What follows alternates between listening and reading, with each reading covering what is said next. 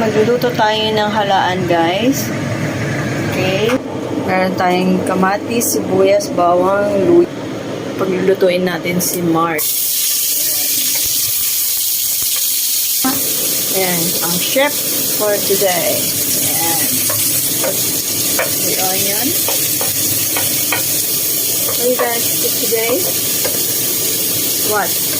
Halaan? Yes. Today we are going to cook the shells.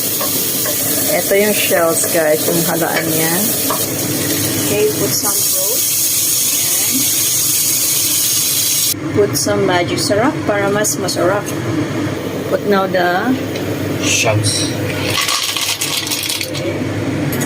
and malapit na siyang maluto. So, eto na, guys. Luto ni Bunso. Ayan, luto mo yan. Ayan.